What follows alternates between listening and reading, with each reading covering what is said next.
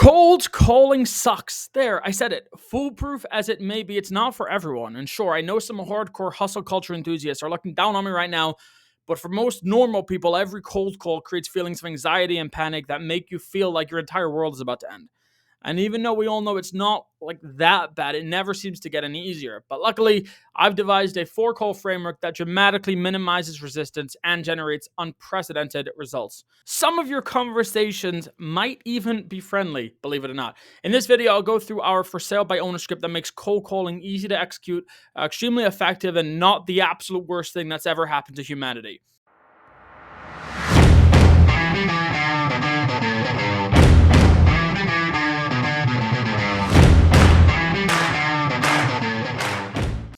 I draw a lot of inspiration from Brandon Mulrennan's targeted prospecting approach. You can check him out if you haven't yet already done so. So he has a unique selling method called reverse selling. I absolutely love it. And our script follows a 4-step process to target for sale by owners, the first of which is almost verbatim from Brandon Mulrennan, and then the next 3 are our own successful modifications of this. So each of the 4 calls should last about 60 to 90 seconds unless the prospect wants to continue the conversation, in which case you should definitely be taking them up on the opportunity to engage with them.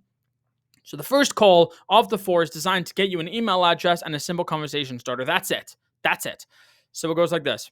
Hi, John. Hi, this is Oliver. I'm a local realtor. I'm not sure if now is the right time, but I was calling about a property for sale at 123 Main Street. Do you still own that property by any chance? Got it. So I'm trying to see if you might consider selling that property to one of my buyers if you got the right price and it made sense to you. So it's really hard to say no to that question, right? No, I wouldn't be interested if I got the right price and it made sense. No.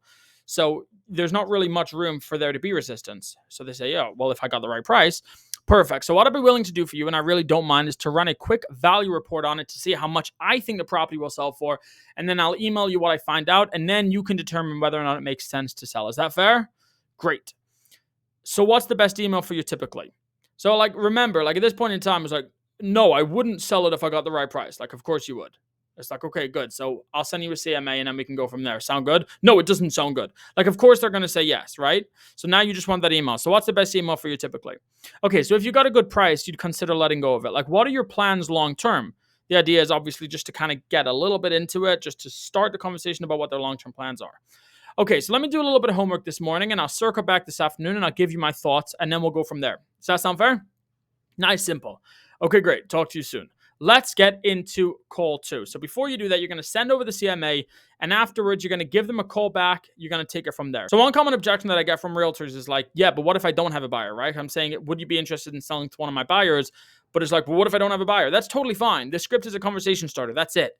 It's designed to get your foot in the door. That's it. Once you have an email address, you've done your job. That's really all that you have to do with this script. So now let's go on to the second call. This call right here is made after the CMA has been sent over to the FSBO lead. And the purpose of this call is to gauge their response to your CMA and just touch base with them. That's it. So, hi, John, this is Oliver again. I sent the CMA over to your email a little bit earlier today or yesterday. I just want to make sure you received it. You did. Okay, fine. So what did you think about it? It was a little bit lower than you were looking to sell for. That's fine. Honestly, at the end of the day, my CMA is just a researched and educated guess. But ultimately, the only thing that's going to truly decide the value of your home is the market itself. So I'm not going to suggest you make any changes to the price of your home. For now, I'll show your property to my buyers. Obviously, I will be showing them the same CMA that I sent you because I represent them. But I'll also let them know that we had this conversation and that you're quite firm on your price. And then we can see if we can make something happen. Does that sound good?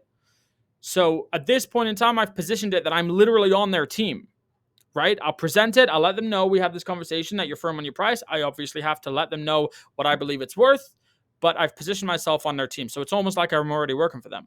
The third call is just to give the sellers a heads up that there seems to be a mismatch between their asking price and what buyers are actually willing to pay. So you're just trying to let them know that you're showing the home that the feedback from potential buyers is that generally speaking, it's a bit pricey for them. So it goes like this. And this is, by the way, sent a few days afterwards. So, hi, John, this is Oliver again. So I spoke with some of my buyers. Unfortunately, at this time, it's a little bit higher than they were hoping to spend. However, don't be discouraged. I'll continue showing your property to more of my buyers, and I'll obviously let them know that you're firm on your price, and we'll see if we can make something happen. Does that sound good? Again, no, it doesn't sound good. Of course it sounds good. Fine. Perfect. Now we're finally at the end of this process. Now, this fourth and final call is where we really get to bring it home. Our goal on this fourth and final call is to essentially dangle a quote unquote carrot in front of them and entice them to ask us, what would you do if you were to list my home? Right? Now, really something important to remember right here is that it doesn't just mean, for example, that you're going to now tell them how you would make more money for their home or how you would do this or that. Like, some people want different things. Some people want more money, but other people just want a quicker sale. Some people want the right buyer for their home. Whatever it is, recognize that not every seller, is the exact same. In fact, no two sellers are exactly the same. Basically, what we want them to do on this call is we want them to ask us how we would do things differently if we were in charge of selling their home. And this is how it goes. So you're making this call, let's say 2 days after the previous call, right? So call 4. Hi, John. Hi, this is Oliver again. So I spoke with some more of my buyers again, and I'm getting the same basic feedback across the board that it's a little outside of what they were hoping to spend at the moment. I'm just curious, what sort of feedback have you been receiving from the market? Right?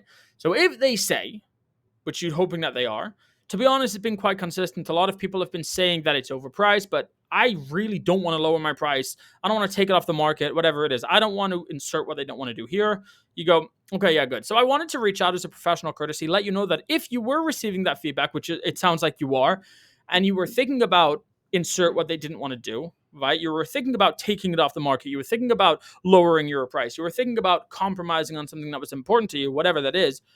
Just before you do that, give me a call, because there are ways that you could sell your home for more money, or there are ways that you could sell your house quicker, or there are ways that you could do X, Y, Z than just taking it off the market or than just compromising on whatever you don't want. So there are still ways that you can do X, Y, Z without ABC. That's kind of the framework.